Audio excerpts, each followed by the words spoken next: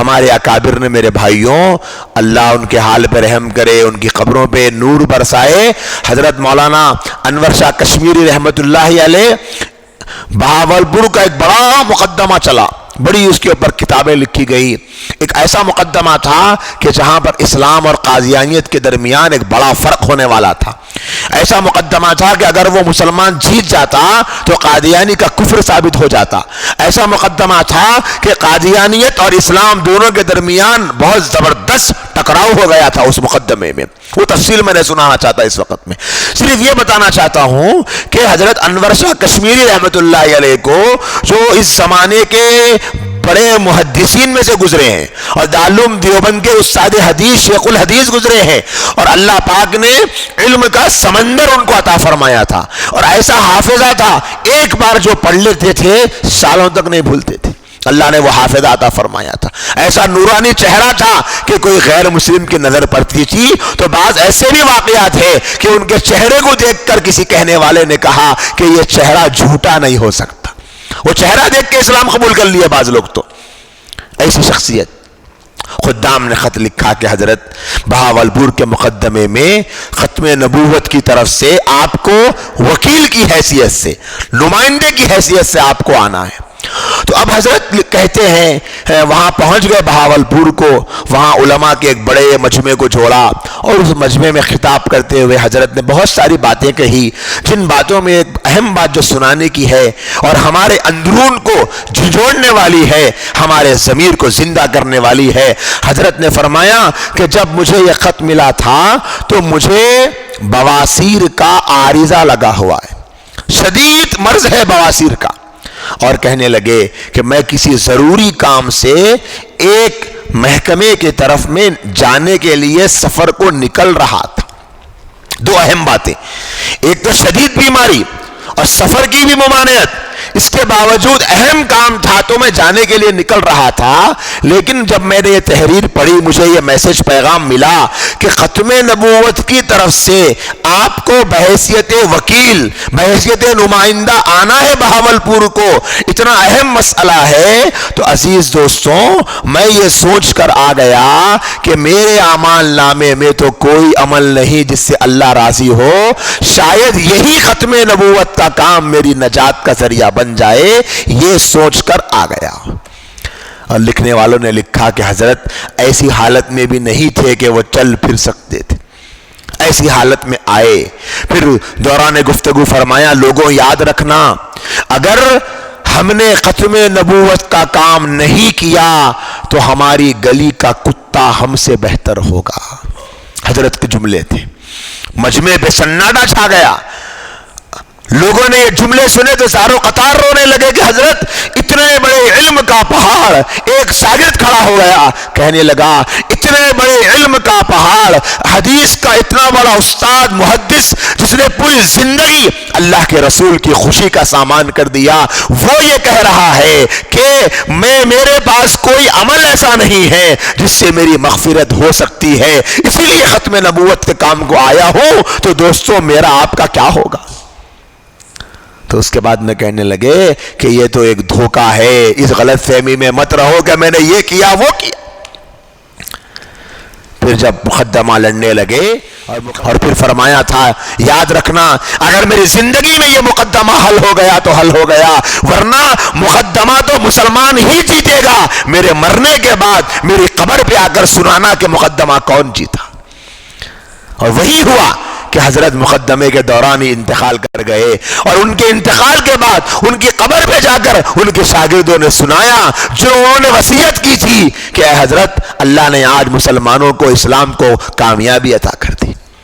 سوچو میرے بھائی وہ کیا کر کے گئے اور آج ہم کیا کر رہے ہیں۔ حضرت مولانا عطا اللہ شاہ بخاری رحمت اللہ علیہ فرمایا کرتے تھے کہ اے لوگوں یاد رکھنا اگر تم نے ختم نبوت کا کام کیا اور تم کو یہاں دنیا میں کامیابی اور آخرت کی سرخروئی نہ ملے، کل قیامت کے دن عطا اللہ شاہ کو پکڑ لینا۔ سوچو کیا یقین تھا۔ اور فرمایا کرتے تھے ختم نبوت کا جو کام کرتا ہے اسے اللہ کے رسول کی شفاعت نصیب ہوتی ہے۔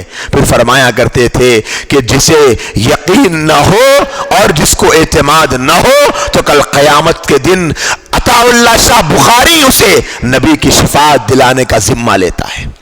یہ یقین تھا اللہ کے نبی کی ختم نبوت کے کام پہ۔ ایک مرتبہ گھر سے نکل رہے تھے، بیگم سے کہا کہ جا کر آتا ہوں ابھی۔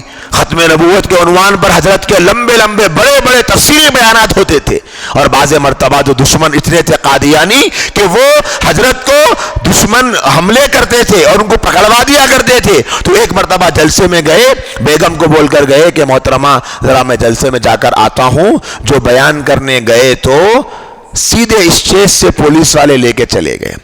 3 سال کے بعد گھر کو واپس آئے۔ سوچو ان کے بیوی کا ایمان کا عالم کیا تھا، وہ بتانا چاہ رہا ہوں میں۔ کہنے لگی کیا بات ہے، اب کی مرتبہ کی تقریر تو زیادہ ہی لمبی ہو گئی۔ یہ جملہ کہا اور کچھ نہیں، کوئی شکایت نہیں۔ اس زمانے کے ان کے گھر کی عورتیں بھی تیار رہتی تھی کہ تم جاؤ دین کی حفاظت کے لیے، میرے اندر اتنا جگر ہے کہ میں برداشت کر سکتی ہوں تمہاری جدائیگی کو۔ اسی طرح حضرت مولانا غوث ہزاروی رحمت اللہ علیہ ایک بہت بڑے عالم دین گزرے ہیں، ختم نبوت کے کام کے لیے بڑی قربانیاں ہیں۔ ایک مرتبہ ان کا نوجوان بیٹا بیمار پڑ گیا، شدید بیمار، یکلوتا بھی بیٹا بڑا بیمار تھا۔ ہسپتال کو لے کر گئے، علاج کروایا، ڈاکٹر آیا، معائنے ہوئے، کافی دن تک بیماری چلی، گھر میں لا لیا۔ اب حالت ایسی تھی کہ بچنے کی بظاہر کوئی امید نظر نہیں آتی تھی، لیکن دروازے پر دستک پڑی۔ دروازہ کھولا تو کسی آنے کر کہنے والے نے کہا، دیہات سے کوئی ساتھی آیا، کہنے لگا کہ حضرت ہمارے علاقے میں قادیانیت سر اٹھا رہی ہے، قادیانی کو ماننے والے اپنی دعوت دے رہے ہیں، حضرت آپ کی ضرورت ہے ختم نبوت کے کام کے لیے، ہمیں آپ کا وقت چاہیے۔ جیسے ہی سنا اندر گئے، ابھی آتا ہوں، اندر گئے اور ایک بیگ لیا کتابوں کا اور کاندھے پہ لگا کر نکلنے لگے۔ بیگم نے پوچھا کہاں جا رہے ہو؟ کہنے لگے کہ ختم نبوت کا تقاضا ہے، نہیں رک سکتا۔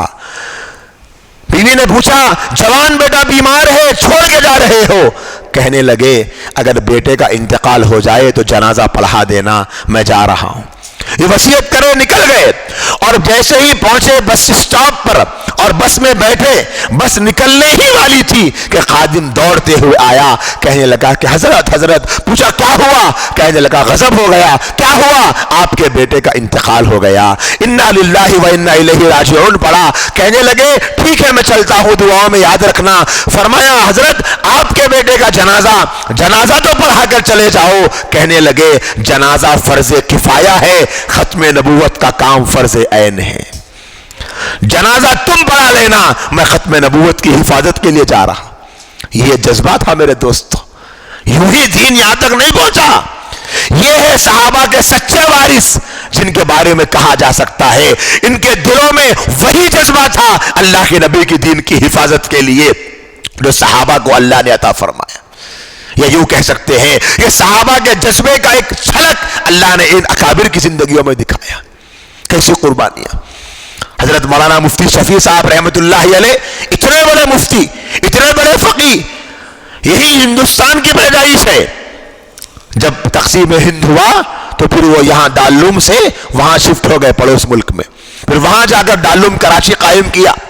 اس زمانے کے مفتی اعظم، اتنے بڑے مفتی، بڑے بڑے مسائل حل کرتے، ریڈیو پر جن کی تفسیر معارف القرآن جو آج لکھی ہوئی ہے وہ حضرت ریڈیو پر درس دیتے تھے، اور لکھنے والے لکھتے ہیں اس زمانے میں پورے ملک کا بڑا حصہ اس ریڈیو کے درس کا انتظار کرتا تھا کہ حضرت کا درس ہوگا۔ وہ درس اتنا مقبول ہوا معارف القرآن کا، پھر بعد میں شاگردوں نے، خادموں نے کہا کہ حضرت اس کے فائدے کو دیکھتے ہوئے اس کو آپ لکھیے۔ آج 8 جلدوں میں جو معارف القرآن لکھی ہوئی ہے وہ حضرت کے انہی دروس کو پھر جو حصہ باقی رہ گیا تھا زندگی کے آخری دنوں میں تو پھر حضرت نے اس کو لکھ کر مکمل کیا، اور کچھ حصہ آپ کے قابل قدر صاحبزادے شیخ الاسلام حضرت مولانا مفتی تقی عثمانی صاحب دامت برکاتہم العالیہ سے مکمل کروایا۔ اتنے بڑے مفتی، لیکن ختم نبوت کا مسئلہ آیا تو ایسی کتاب لکھی ختم نبوت کہ قرآن سے 100 آیتیں تحقیق کر کے، غور کر کے، منتخب کر کے، چن کے، سلیکٹ کر کے جمع کر دی۔ ختم نبوت کا عقیدہ ہم بغیر دلیل کے نہیں مانتے، ہمارے پاس دلائل بھی ہیں، ہم کو تو ضرورت نہیں لیکن دشمن کو قائل کرنے، 200 حدیثیں دنیا کو بتانے کہ مرزا جھوٹا ہے، جھوٹا ہے، جھوٹا ہے، اللہ کے رسول سچے ہیں۔ دیکھو قرآن کی 100 آیتیں، دیکھو 200 حدیثیں، پھر کئی ایسے اقوال، سوچو آپ ان کے سینے میں کیا جگر تھا۔ سب کام چل رہی لیکن ختم نبوت کا کام بھی چل رہا۔ تو یہ ہمارے اکابر کا، میرے دوستوں، اس زمانے کا کردار رہا۔